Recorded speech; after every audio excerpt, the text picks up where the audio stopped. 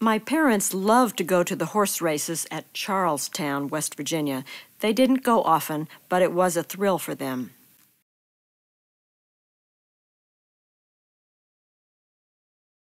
Here is Aunt Bonnie and her husband, Virgil Grable. Atlantic City, New Jersey was a favorite vacation spot. Sutton got what was known as a due bill for free lodging in exchange for advertising in the newspaper. Here Cubby walks with friends on the boardwalk at Atlantic City in 1939. There's no hint here of Hitler's war that was erupting in Europe. Cubby puts suntan lotion on 9-year-old Anne. Close friends Bill and Irene Fowler join Sutton and family on the beach. They play in the strong waves. Irene Fowler was a pianist who had played music with silent films showed in Fairmont before movies could talk. Her husband Bill, an Englishman who never lost his accent, was an artist. He did a sketch of me when I was in high school. Ritual strolls along the boardwalk were a big part of the fun.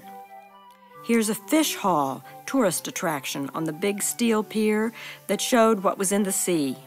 Blowfish were common. You dressed well for dinner. My father, Sutton, sports a snazzy white suit, probably from my grandfather's men's clothing store, Sharp Hamilton, in Fairmont. They still look young, don't they?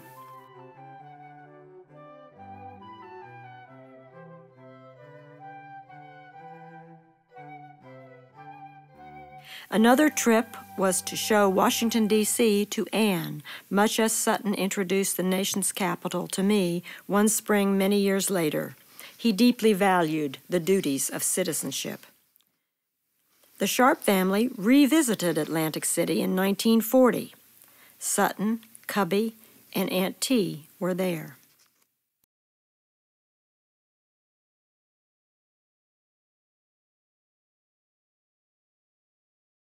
In December 1940, my father, Sutton, put aluminum foil icicles on the Christmas tree. He was 37 and wore glasses all the time. My grandmother Margaret sips a highball on this Christmas visit to the house on Peacock Lane. Her husband, my grandfather Pop Sharp, looks older. Sutton had taken him on the train to the Mayo Clinic in Minnesota about this time for major surgery for severe stomach ulcers. Half his stomach was successfully removed and he recovered. Today he would be cured with antibiotics, now that we know that a bacterium usually causes ulcers. Poppy and Cubby really loved each other.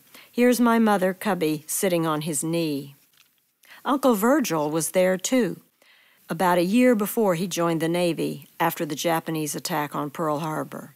He served on a tugboat in the Pacific. This is a Tin Man from the popular story and movie The Wizard of Oz.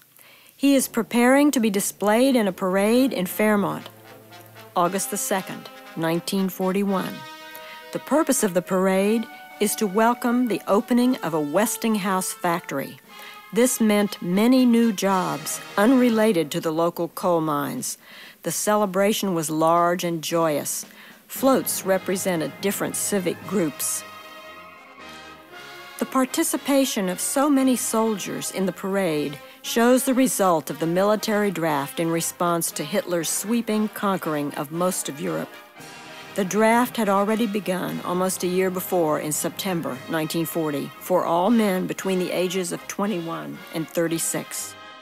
Sutton, at age 37, missed the draft only by about 4 months. At the time of this parade, the Japanese attack on Pearl Harbor, December 7, 1941, was still 4 months away, and the United States has not yet entered World War II. High schools sent majorettes and brass bands to the parade. Many floats are definitely patriotic. This one represents a fighter airplane. Notice that flags or flag representations are on most of the floats. The draft and enlistments emptied Fairmont of young men. Sutton's brother, my Uncle Jack, who was 28, was in the Army in Kodiak, Alaska. Aunt T's husband went into the Navy in the Pacific. My father had to put out the daily morning newspaper, the Fairmont Times, with an ever-dwindling staff. He had to hire untrained and undereducated women to do the job, as many others left or took better-paying defense factory jobs. He worked 10 to 12-hour days, 6 days a week, coming home for dinner and returning to put the paper to bed at night. There was no time to make home movies. That is, until he and Cubby decided to have a baby, and I appeared on the scene July the 12th, 1944. They named me for both my grandmothers, Mary Clemens Rosetta and Margaret Evans Sharp. I was to be an only child. Here, half-sister Ann holds me. She was a high school student of 14.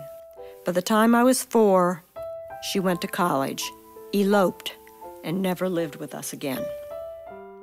Bottle feeding was in fashion, to the dismay of my grandmothers, but everyone seemed to dote on me.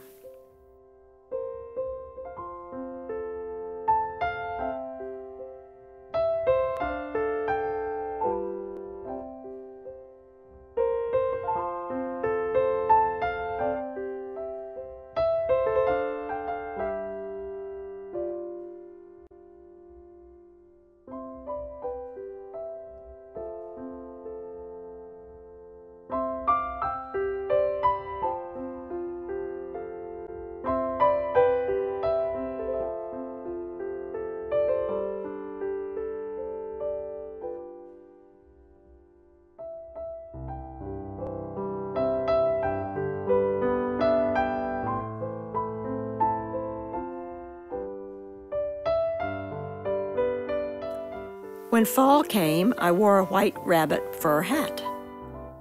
For the grown-ups, happy baby times were an antidote to the war. How lucky I was to be born in America and not Europe or Asia, where I might not have survived.